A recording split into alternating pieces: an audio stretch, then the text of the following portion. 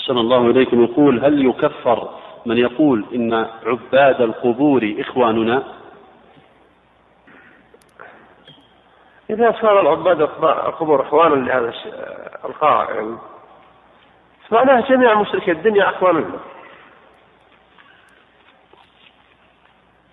الله يقول: لا تجد قوما يؤمنون بالله واليوم الآخر يوادون من حاد الله. محادة الله أعلاها أفظعها الشرك بالله. النبي لما سئل قيل له: أي الذنب أعظم؟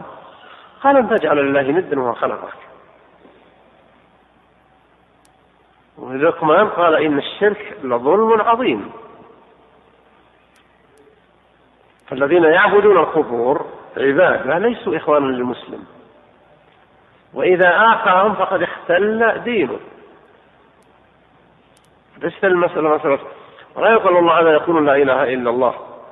مجرد قول لا إله إلا الله مع مخالفتها صراحة في عبادة غيره لا تنفع لا إله إلا الله.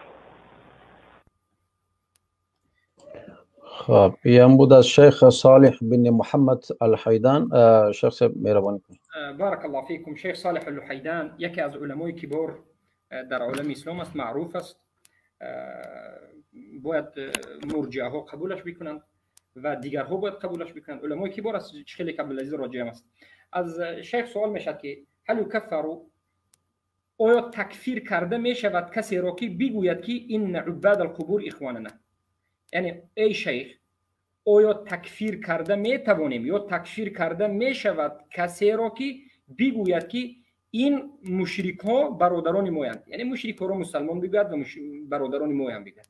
یعنی حاضر المشرک را تکفیر کرده میشد یا نمیشد؟ به این شیخ سوال کرد. شیخ در اینجا جواب میداد که سبحان الله میگه چگونه میشود که یک مشرک برادر مسلمان باشد؟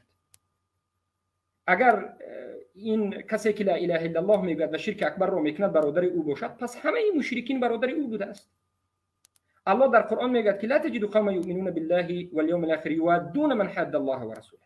یافت نمیشود مسلمانی که دوستی بکند دشمنان الله را. یعنی کسی که دشمنان الله را برادر بگوید او هم از همون است. میگه این چنین مسلمان وجود ندارد. میگه پس از همه سخت‌ترین دشمنی الله یا که بزرگترین گناه چی است؟ حدیث رو میگن که ایو ذنب اعظم، بزرگترین گناه چی است؟ سوال میتونن میگن که ان تجعل لله ندا و هو خلقك. بزرگترین گناه این است که تو به الله شریک قرار بدی در حالتی که او تو را خلق کرده است. پس بدون که این شرک لظلم عظیم، همانا که شرک این ظلم بزرگترین است. پس مجرد گفتن لا اله الا الله به انسان فایده نمیدهد وقتی که کسی شرک اکبر را میکند. کسی که لا اله الا الله بگوید شرک اکبر را کند این مشرک است و این برادری مسلمان ها نیست. کسی که قبر را میپرستد میگه این برادری مسلمان ها نیست. بارک الله فیک. اشکر بوده است.